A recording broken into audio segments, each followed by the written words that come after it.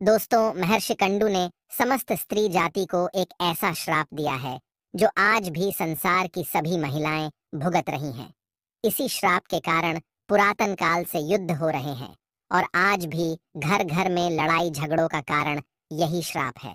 इसके पीछे एक प्राचीन कथा का उल्लेख मिलता है। समय के धारा में बहती हुई यह एक अद्भुत प्रेम की गाथा है, जहां देवताओं का स्वार्थ, एक अप्सरा की मोहिनी चाल और एक महर्षि की तपस्या। देवताओं के आदेश का पालन करते हुए स्वर्ग की एक अप्सरा धरती पर उतरी थी और उस अप्सरा ने एक ऐसी भूल की जिस कारण से संसार की स्त्रियां उस ऋषि के श्राप को भुगत रही है। एक ऐसी अद्भुत प्रेम कथा जो समय की सीमाओं को भी लांघ जाती है, जहां एक महान ऋषि और एक दिव्य अप्सरा का मिलन हुआ और उनका प्रेम सृष्टि के रहस्यों से भी बड़ा बन गया।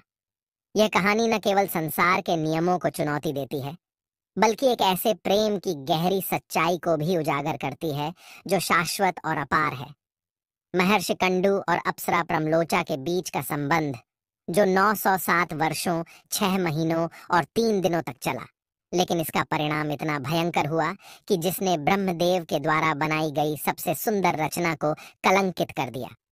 उसी कलंक का बोझ आज संसार की समस्त महिलाएं भोग रही हैं। दोस्तों, विष्णु पुराण में अंकित इस कथा की गूंज आज भी हमारे दिलों में गूंजती है। एक अमर प्रेम की कहानी जिसे न कोई काल, न कोई बंधन कभी भी मिटा सका। यह कथा एक आस्था और समर्पण की महक है जो समय के हर मोड़ पर जीवित रहती है। तो चलिए दोस्तों, आपको सुनाते हैं महर्षि कंडू और अप्सरा प्रमलोचा की वह महान कथा। दोस्तों, एक बार की बात है, भगवान विष्णु के वाहन गरुड़ भगवान श्री कृष्ण से पूछते हैं, हे प्रभु, महर्षि कंडू और प्रमलोचा अप्सरा कौन थे और किस कारण से महर्षि कंडू ने संसार की स्त्रियों को श्राप दिया, तथा उन दोनों के मिलन से जो कन्या उत्पन्न हुई वह कौन थी और उसके जन्म का उद्देश्य क्या था? कृपया मुझे इस विषय पर ज्ञान प्रदान कीजिए। भगवान श्री कृष्ण कहते हैं, हे गरुड़, महर्षि कंडू और प्रमलोचा की गाथा केवल एक कथा नहीं, यह स्वर्ग, पृथ्वी और तप की मर्यादाओं का वह संगम है जिसने संसार के नियमों को चुनौती दी। यह गाथा एक ऐसे प्रेम की है जो समय से परे है और एक ऐसे श्राप की जिसने सृष्टि के सबसे सुंदर सत्य स्त्री जाति को अनंत संघर्ष में डाल दिया। यह सुनकर गरुड़ का मुख आश्चर्य और जिज्ञासा से भर गया। उन्होंने विनम्रता से पूछा, हे प्रभु, वह कौन सी घटना थी जिसने महर्षि कंडू को ऐसा कठोर श्राप देने पर विवश किया, और वह प्रमलोचा जो स्वर्ग की मोहिनी अप्सरा थी कैसे इस गाथा का हिस्सा बनी? श्री कृष्ण कहते हैं, हे गरुड़, यह कथा केवल प्रेम और तपस्या की नहीं, यह एक परीक्षा की भी है। देवताओं का स्वार्थ, प्रमलोचा का मोहिनी जाल और महर्षि कंडू की तपस्या, इन सब का संगम एक ऐसा चक्र रचता है जो सृष्टि के नियमों को तोड़कर एक नई दिशा देता है। यह कहानी उन क्षणों की है जब एक दिव्य प्रेम ने समर्पण की सीमाओं को लांघ दिया और एक भूल ने अनंत पीड़ा को जन्म दिया। गरुड़ ने अत्यंत श्रद्धा से कहा, हे प्रभु, मैं इस कथा को सुनने के लिए अत्यंत उत्सुक हूँ। कृपया मुझे बताइए कि यह दिव्य और रहस्यमयी गाथा कैसे आरंभ हुई? भगवान श्री कृष्ण कहते हैं, हे गरुड़, ठीक है, अब मैं तुम्हें वह कथा सुनाने जा रहा हूँ, इसे ध्यान से सुनो। हे गरुड़, यह कथा उन दिनों की है जब गोमती नदी के किनारे एक अत्यंत रमणीक स्थान पर कंडू मुनि तपस्या में लीन थे। उनका तप ऐसा था जैसे सूर्य की प्रखर किरणें दिन के समय में सारी पृथ्वी को आलोकित करती हैं। उनके तप का प्रभाव इतना प्रबल था कि वहां का वातावरण तेज से आलोकित हो रहा था। गोमती के निर्मल जल में उनकी तपस्या का प्रतिबिंब एक दिव्य आभा के रूप में झलक रहा था। पशु पक्षी भी उनके तप से प्रभावित होकर मौन हो गए थे। आसपास के पेड़ पौधों की पत्तियां भी मानो उनकी साधना के सम्मान में झुकी हुई थीं। महर्षि कंडू का तप जैसे जैसे गहन होता गया, वैसे वैसे उनकी तपस्या की ऊर्जा त्रिलोक में फैलने लगी। महर्षि की इस तपोबल से देवलोक में एक हलचल मच गई। देवताओं के राजा इंद्र को यह सोचकर चिंता होने लगी कि यदि कंडू मुनि अपनी तपस्या को पूर्ण कर लेते हैं तो वे इतनी शक्ति अर्जित कर लेंगे कि स्वर्गलोक के सिंहासन को भी खतरा हो सकता है। इंद्र का मन अशांत हो गया। इंद्र इस विचार से व्याकुल होकर सोचने लगे, कर महर्षि कंडू ने इस तपस्या को पूरा कर लिया तो वह मुझे स्वर्ग के सिंहासन से हटा सकते हैं। यह विचार उनके मन में बार बार उठने लगा। देवराज इंद्र ने तुरंत देवताओं को बुलाया। उनके सामने अपनी चिंता प्रकट करते हुए इंद्र ने कहा, हे देवतागण, महर्षि कंडू के तप का प्रभाव दिनों दिन बढ़ता जा रहा है। उनका तप इतना प्रबल हो गया है कि हमें उनके आगे अपने सामर्थ्य में कमी का अनुभव होने लगा है। यदि यह यूं ही चलता रहा तो उनकी तपस्या से उत्पन्न शक्ति हमारे स्वर्ग लोक को अस्थिर कर देगी। इंद्र के शब्दों में बेचैनी और असुरक्षा साफ झलक रही थी। अन्य देवतागण भी विचार करने लगे कि आखिर इस समस्या का समाधान कैसे किया जाए। तभी उनमें से एक देवता ने इंद्रदेव से कहा, हे देवराज, यदि आप उचित समझें तो इस समस्या के समाधान के लिए स्वर्ग की सर्वाधिक सुंदर और मनमोहक अप्सरा प्रमलोचा को कंडू मुनि के पास भेजा जा सकता है। प्रमलोचा की सुंदरता और आकर्षण के सामने कोई भी तपस्वी अपने तप पर स्थिर नहीं रह सकता। इंद्र ने इस सुझाव को ध्यानपूर्वक सुना और तुरंत प्रमलोचा को अपने सामने बुलाया। प्रमलोचा जब इंद्र के सामने आई तो उसका रूप देखते ही जैसे सारा स्वर्गलोक उसकी सुंदरता में डूब गया। वह एक अनुपम कांति की धनी थी। उसके सौंदर्य में ऐसा आकर्षण था मानो साक्षात चंद्रमा की शीतलता और सूर्य की आभा उसमें समाहित हो। उसके बाल लंबे और घने थे जो चलते समय उसके गालों पर आकर गिरते और एक मोहक छवि उत्पन्न करते। उसकी आंखें गहरी और रहस्यमयी थीं, जैसे साक्षात कामदेव की प्रेरणा का स्रोत हो। प्रमलोचा ने देवराज इंद्र की ओर देखते हुए कहा, हे देवराज, क्या आज्ञा है?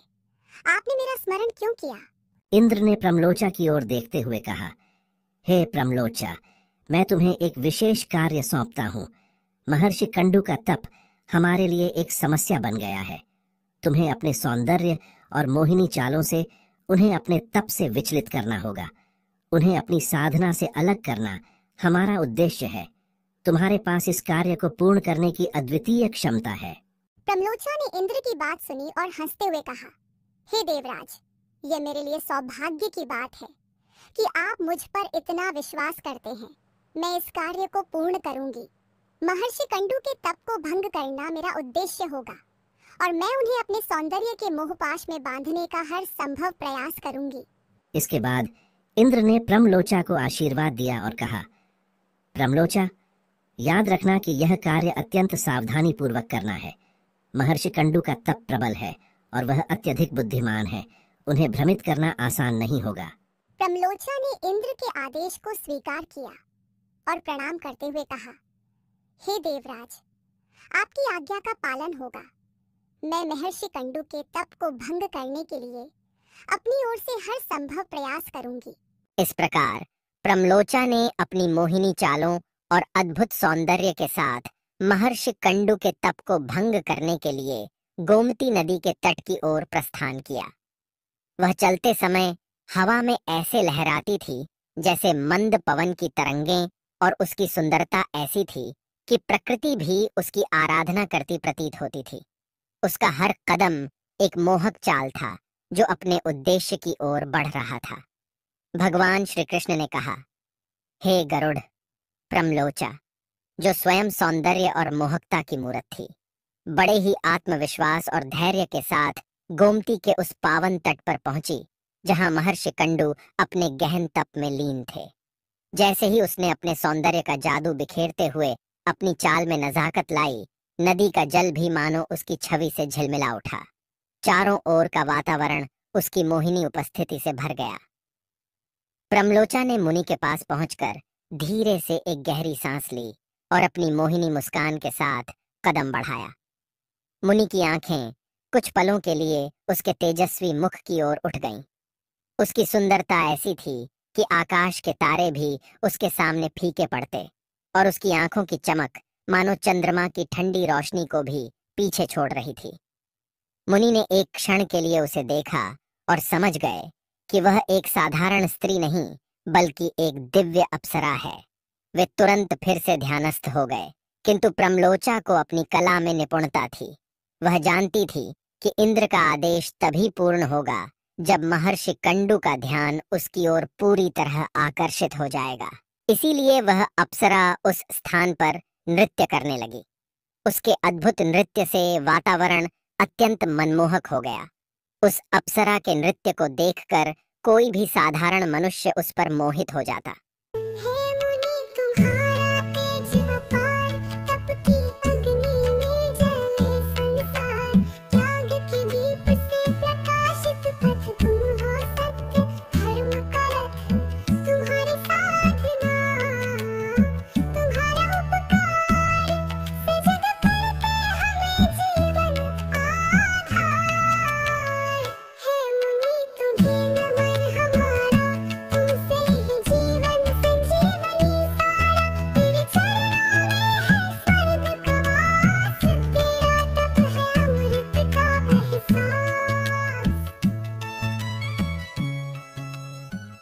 इस प्रकार से अप्सरा ने तो बहुत ही सुंदर नृत्य से मुनि को मोहित करने का प्रयास किया, किंतु महर्षि कंडू ने उस पर ध्यान नहीं दिया।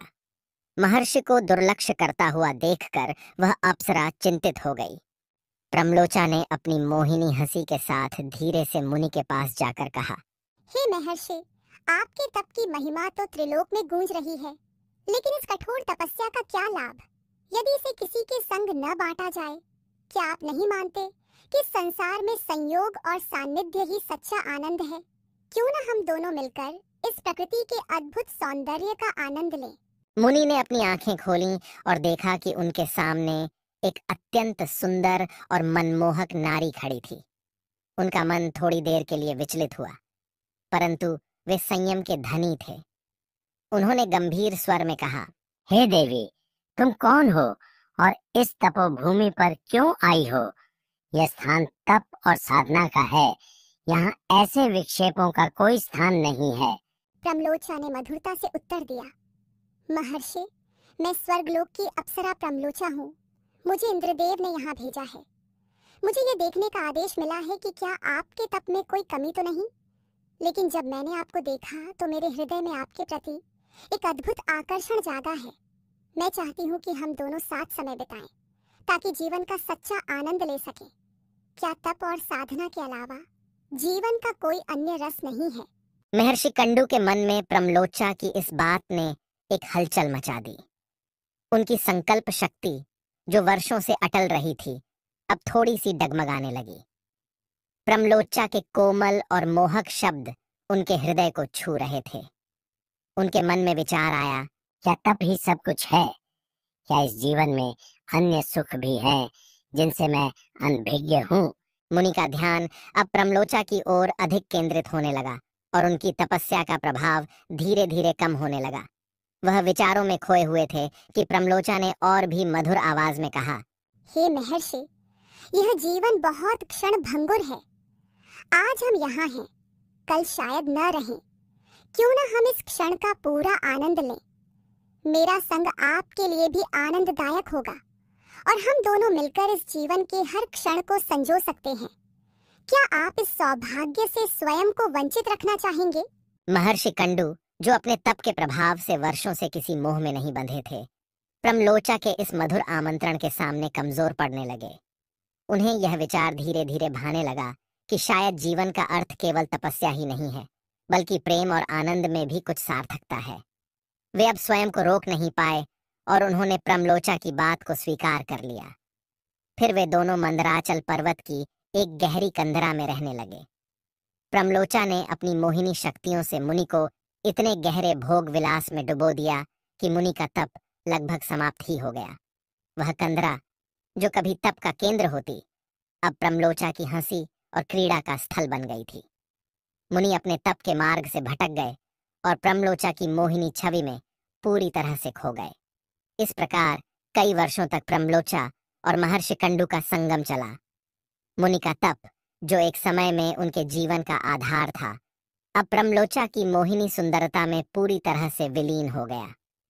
एक दिन जब बहुत समय बीत चुका था, प्रमलोचा ने मुनि के पास जाकर कहा, हे मुनिवर, मैंने आपके साथ अनगिनत सुंदर क्षण बिताए हैं।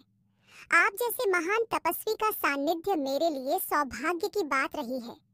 किंतु अब मेरा मन स्वर्गलोक लौटने के लिए व्याकुल हो रहा है। मुझे मेरे कर्तव्य की याद आ रही है। मैं आपसे विनम्र निवेदन करती हूँ कि मुझे जाने की अनुमति दें। कंडू मुनि, जो प्रमलोचा के प्रेम में इतने गहरे डूब चुके थे कि उनके जीवन का हर आनंद उसी से जुड़ा हुआ था, यह सुनकर व्याकुल हो गए। उन्होंने अपनी गहरी आंखों से प्रमलोचा को देखा और कहा, हे भद्रे, तुमने मेरे जीवन को एक नए रंग से सजाया है। तुम्हारे साथ ने मुझे वह सुख दिया है जो तपस्या के वर्षों में भी नहीं मिला। यदि तुम चली जाओगी तो मैं अकेला कैसे रहूंगा? यह स्थान तुम्हारे बिना सूना हो जाएगा। कृपया कुछ समय और ठहर जाओ। प्रमलोचा ने मुनि की इस गहरी आकांक्षा को देखा और उनकी भावनाओं का आदर करते हुए रुकने का निर्णय किया। उसने सोचा, मुझे थोड़े और समय तक रुकना चाहिए। मुनि के प्रति मेरा कर्तव्य अब भी समाप्त नहीं हुआ है। इस प्रकार प्रमलोचा और 100 वर्षों तक मुनि के साथ रही। इन वर्षों में कई बार प्रमलोचा ने मुनि से विदा लेने की बात की। वह कहती, हे महर्षि, मैंने यहाँ पर्याप्त समय बिताया है। अब मेरा स्वर्गलोक लौटना अनिवार्य है। किंतु मुनि हर बार उसे रोक लेते। वे कहते, प्रमलोचा, तुम्हारे बिना यह स्थान सूना हो जाएगा। मेरे जीवन में आनंद और प्रेरणा का स्रोत केवल तुम हो। अगर तुम मुझे छोड़कर चली जाओगी तो मैं इस संसार में अकेला पड़ जाऊंगा। प्रमलोचा ने मुनि की इस बात को समझा और हर बार अपनी वापसी को टालती गई। वह उनके प्रेम और स्नेह को ठुकरा नहीं पाई, लेकिन हर बीतते वर्ष के साथ उसका हृदय स्वर्गलोक लौटने के लिए बेचैन होता जा रहा था। फिर एक दिन प्रमलोचा ने पुनः मुनि से कहा, हे ऋषि, अब समय आ गया है कि मैं स्वर्ग लौट जाऊं। मैंने आपके साथ बहुत समय बिताया है, लेकिन अब मुझे जाने दीजिए। मुनि ने फिर से उसे रोकते हुए कहा, प्रिय, अभी कुछ और समय रुक जाओ। तुम्हें आए हुए कुछ समय ही हुआ है और तुम जाने की बात कह रही हो। तुम्हारे बिना मेरा जीवन सूना हो जाएगा। प्रमलोचा ने अब धैर्य खो दिया था। प्रमलोचा ने धीरे से कहा, हे महर्षि, अब समय आ गया है कि मैं स्वर्गलोक लौट जाऊं। मैंने आपके साथ अत्यधिक समय बिताया है। आपके सानिध्य ने मुझे बहुत कुछ सिखाया है, लेकिन अब मेरा स्वर्गलोक लौटना अनिवार्य है। कृपया मुझे जाने की अनुमति दें। मुनिकंडू, जो अब तक प्रमलोचा के मोहपाश में पूरी तरह बंध चुके थे, इस बात को सुनकर व्याकुल हो गए। उनकी आंखों में उदासी और उनके स्वर में गहरी भावनाएं झलक रही थीं।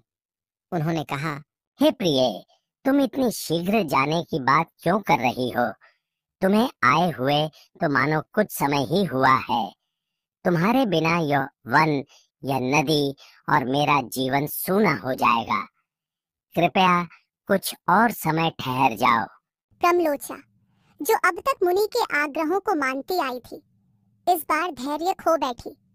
उसने अपने भीतर की पीड़ा को बाहर लाते हुए एक गहरी मुस्कान के साथ कहा, हे महर्षि, क्या आपको वास्तव में ऐसा लगता है कि मैं आज ही यहाँ आई हूँ? यह आपका मोह है जो आपको समय का भान नहीं होने देता।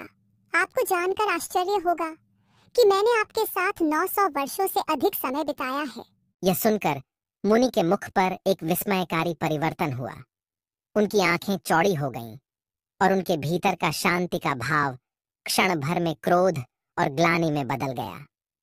उन्होंने अविश्वास भरे स्वर में कहा, 900 वर्ष? यह कैसे संभव है? मुझे तो ऐसा प्रतीत हो रहा था कि तुम अभी अभी यहाँ आई हो। यह समय इतनी शीघ्र कैसे बीत गया? प्रमलोचा ने गंभीरता से उत्तर दिया, हे महर्षि, यह सत्य है। मैंने आपके साथ 907 वर्षों से अधिक समय बिताया है। आपका तप इतना प्रबल था कि मेरी सुंदरता और मोहिनी शक्तियां भी इसे तुरंत भंग नहीं कर सकी। परंतु यह आपके मोह का प्रभाव है कि आपको इन वर्षों का कोई भान नहीं हुआ। यह मोह ही है जो समय को रोक देता है और व्यक्ति को अपनी धुरी से विचलित कर देता है। प्रमलोचा के शब्दों ने मुनि को जैसे गहरे अंतर में झकझोर दिया। उन्होंने अपनी मूर्खता को समझते हुए अपने आप को धिक्कारना शुरू किया। उनका स्वर कठोर हो गया और उन्होंने क्रोध में कहा, ओह, मेरा तप नष्ट हो गया। मैंने वर्षों तक जो तपस्या की थी वह सब व्यर्थ हो गई। मैं काम वासना में फंसकर अपनी साधना और अपने उद्देश्य को भूल गया। तुम स्त्रियां केवल मोह का जाल बुनने के लिए होती हो। तुम्हारे कारण मेरा विवेक और संयम नष्ट हो गया। मुनि का क्रोध अब अपने चरम पर था।